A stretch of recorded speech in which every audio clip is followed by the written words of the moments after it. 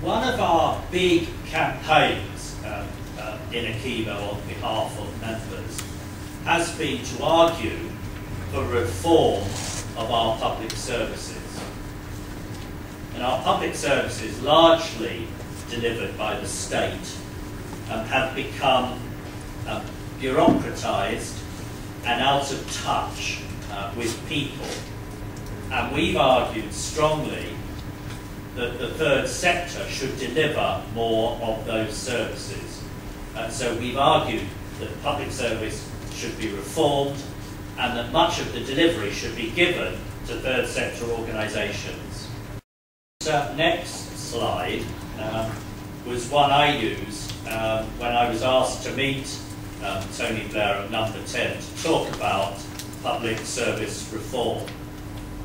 And I explained at that time the real opportunities that there were through using third sector organisations, and he was very taken with the notion of how we can provide services that are much closer to the community and to citizens, and also that are much more innovative.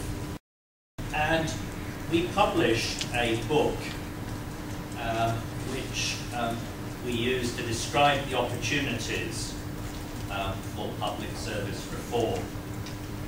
And this book was quite important because part of it was taken by the Labour Party and put in their manifesto for the election in 2005. So certain sections were taken straight from this book and put into the manifesto. In 2004, it was published its report in 2005 called Surer Funding. And the point we argued here is that short-term funding for our sector, poor commissioning arrangements, lack of capacity in our sector led to a smaller role, and then if you wanted a bigger role for third sector organisations, you had to tackle the funding problems. So we persuaded the government to make significant changes in their funding arrangements, and this document that you see here, the Public Service Action Plan, was a government publication produced by the first third sector minister, Ed Miliband. One of the things we persuaded the government to do was to establish in the Cabinet Office, in the heart of government, an office for the third sector. This is the first time it's happened in the UK, and I think the first dedicated third sector ministry internationally. So it was an important reform, one that Acevo proposed, and one of their first tasks given to them by Tony Blair was to produce this action plan. And you won't be surprised to hear that one of my directors was seconded to the government to write it. Now we are arguing with government for our next big push on funding, which is that we need access to capital as a sector. So we need to move on from simply receiving grants or contracts to being able to have access to investment and to loans. And that was why the government set aside an endowment of £450 million, which is there as an investment fund for third sector organisations who want to grow. And it's called Future Builders, and that's the organisation I chair. But we think this is a very important next stage for the third sector, to be able to borrow money to grow. Well, you'll have gathered from what I've been saying that we have very, very strong links with the Labour government and have had a strong influence over the Labour government in the last 10 years.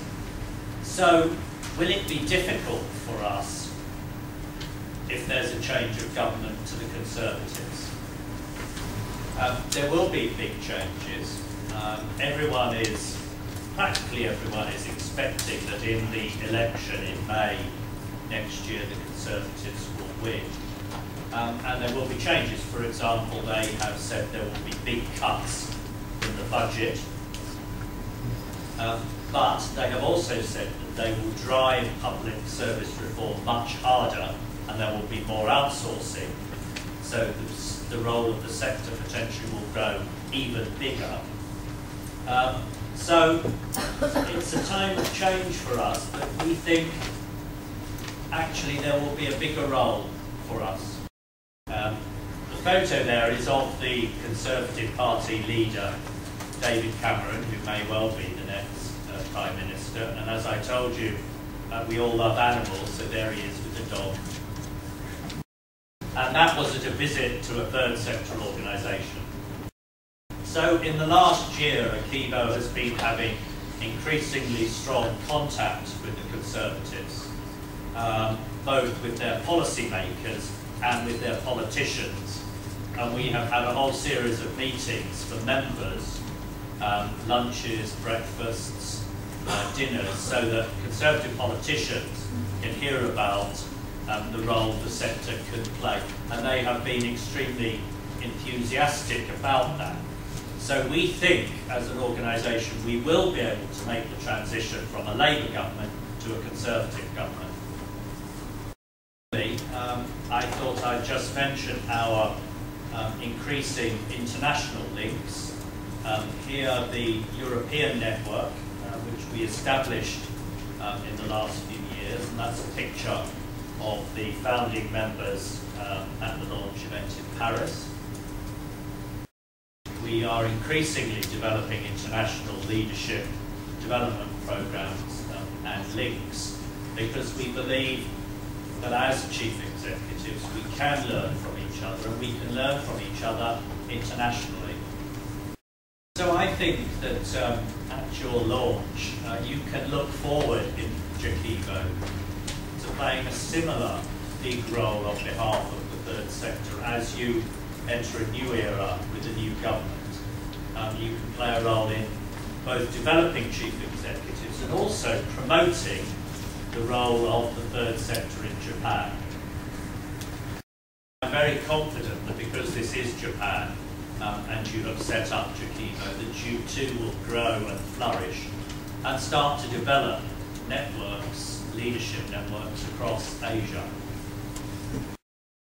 Finally, thank you very much and a very good luck to you in your endeavours. Those are my contact details, but I wish you very well in taking the organisation forward. Thank you very much for inviting me.